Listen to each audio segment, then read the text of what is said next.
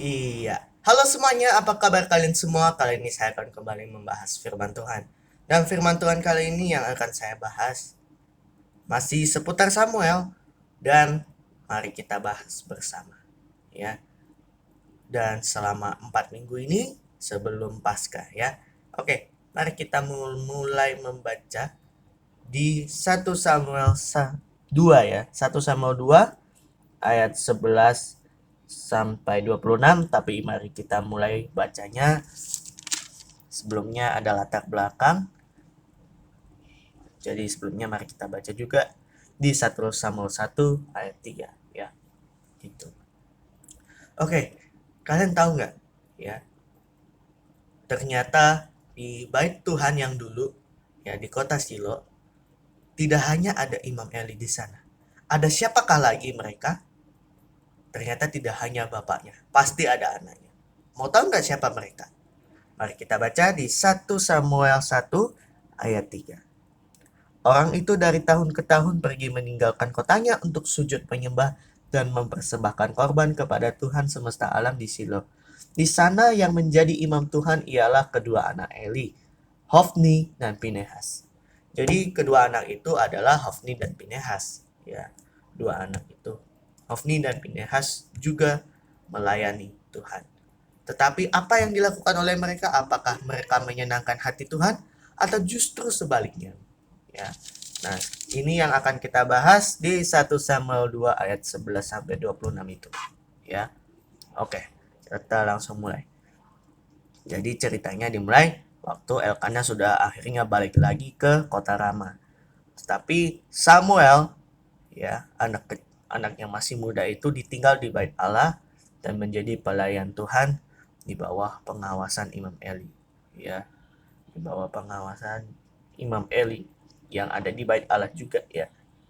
Dan kalian tahu anak-anak Imam Eli ini yakni Hofni dan Pinehas ini melakukan perbuatan yang tidak menyenangkan hati Tuhan ternyata.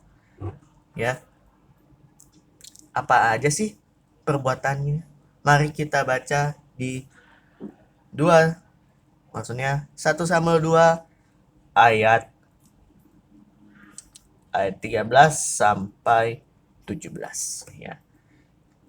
Ataupun batas hak para imam terhadap bangsa itu. Ya, ternyata mereka tidak menyenangkan hati Tuhan, tetapi batas mereka menjadi imam juga dilanggar, melanggar hak mereka sendiri.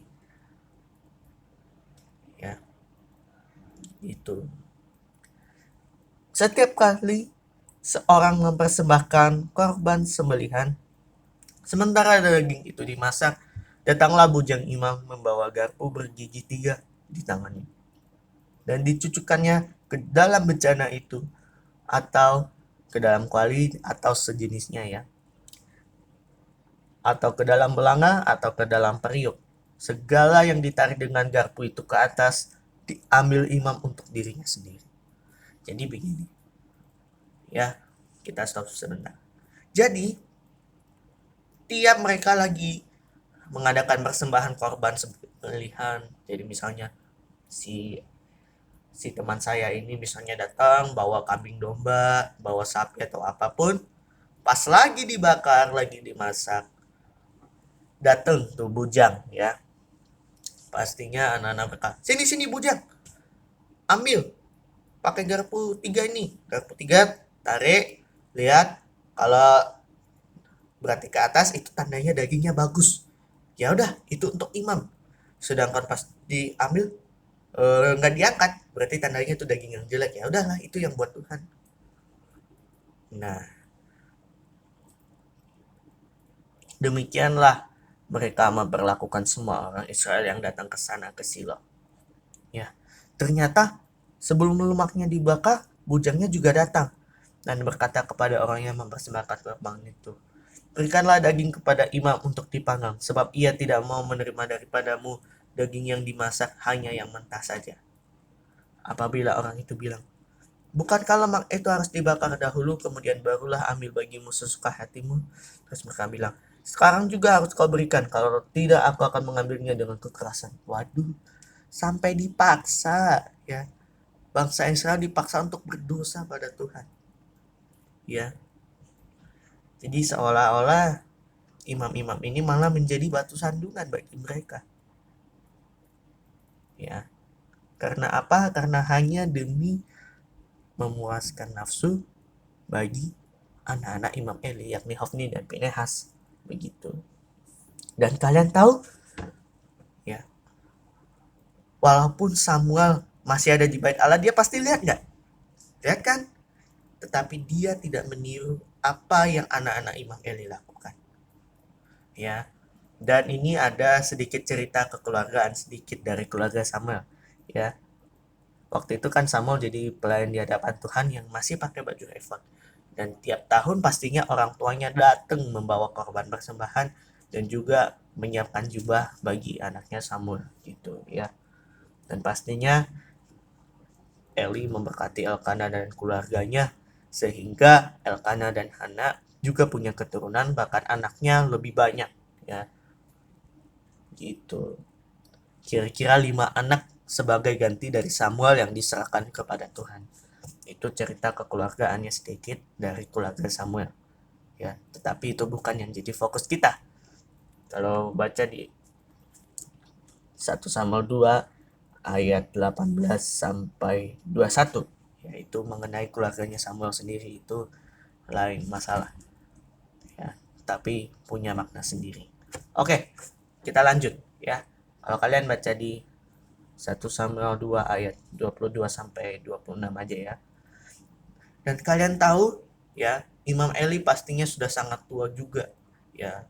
Walaupun Samuelnya masih muda, kan Samuel tetap tidak mau mengikuti perbuatan jahat ya. Imam Eli kan juga udah tua, kasihan dong ya. Terus Eli bilang ke anak-anaknya ya, karena kan dia pasti dengar hal-hal buruk itu dari siapa?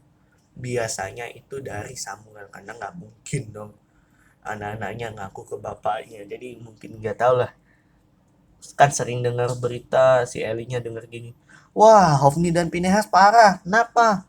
Karena suka tidur sama para perempuan yang melayani di depan pintu kemah pertemuan. Jadi para perempuan di depan pintu kemah pertemuan tidur bersama. Waduh, parah banget. Sebenarnya banyak sekali dosa-dosa yang ya. Terus tidak hanya itu aja, suka dengar, oh anaknya mereka juga melakukan perbuatan yakni memakan persembahan yang bagus sedangkan yang jelek buat Tuhan. Dan masih banyak berita-berita yang jelek gitu, lainnya gitu.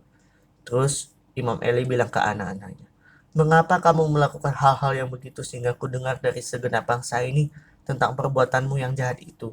Janganlah begitu anak-anakku, bukan kabar baik yang ku dengar itu bahwa kamu menyebabkan umat Tuhan melakukan pelanggaran. Jika seorang berdosa terhadap seorang yang lain, maka Allah yang akan mengadili. Tetapi jika seseorang berdosa terhadap Tuhan, siapakah yang menjadi perantara baginya? Tetapi tidaklah didengarkan mereka perkataan ayahnya itu, sebab Tuhan hendak mematikan mereka. Tetap mereka tidak mendengar apa yang ayahnya nasihatkan, ya, gitu. Sehingga pada akhirnya apa? Perbuatan dosanya terus lanjut dan tiba-tiba Tuhan langsung prak! Hofni dan Pinehas suatu saat akan mati. Ya, matinya pastinya mengenaskan karena dosa mereka, ya, gitu. Tetapi ini yang menjadi kebaikannya, di mana Samuel yang muda itu ya masih muda, tambah lama tambah besar dan tambah kuat ya, dan semakin disukai di hadapan Tuhan maupun di hadapan bangsa Israel ya, gitu. Sekian firman kali ini, ada beberapa pelajaran yang masih bisa kita dapatkan, yaitu yang pertama mengenai persembahan. Kita sebagai manusia harus berusaha memberikan yang terbaik bagi Tuhan ya. Jangan persembahan itu hanya digunakan dengan tujuan kepentingan pribadi. Persembahan Tuhan, kalau yang kelihatannya ini bagus, ini buat diri sendiri, yang jelek buat Tuhan, jangan. Kita harus tetap memberikan yang terbaik bagi Tuhan ya. Yang kedua ya, kita sebagai anak Tuhan ya, ataupun sebagai remaja mungkin kalian saat ini pastinya akan menghadapi yang namanya pergaulan yang tidak sehat. Bener nggak? Bener nggak? Kadang-kadang kalian melihat teman-teman kalian kelakuannya begitu, saya bilang berusahalah seminimal mungkin sebagai anak Tuhan untuk tidak meniru hal-hal yang buruk, ya, hal-hal yang tidak menyenangkan hati Tuhan. Dan berikutnya, ya, tentang keluarga Samuel tadi ya. Ini menyambung yang minggu lalu juga ya. Apa yang hilang ya, apa yang sudah hilang kemarin itu mengenai kebahagiaan pastinya Tuhan akan gantikan berkali-kali lipat, di mana Samuel yang harus dijadikan Tuhan untuk dikasih satu, Tuhan kasih banyak ya. Itu seperti keluarga Elkana tadi ya. Dan pokoknya masih ada banyak pelajaran yang masih bisa kita dapatkan, baik sebagai remaja, sebagai anak Tuhan, dan sebagai apapun juga, dan juga sebagai keluarga yang baik ya di hadapan Tuhan. Ya pokoknya masih ada banyak pelajaran dalam Alkitab ini ya. Tapi terima kasih sudah menonton video ini. Mohon maaf bila saya masih ada kekurangan, tetapi biarlah firman yang sederhana ini Tuhan yang sempurnakan dengan Roh Kudus-Nya. Sampai jumpa, ketemu lagi minggu depan, masih berkaitan dengan sama. Sampai jumpa, Tuhan memberkati kita semuanya. Bye-bye.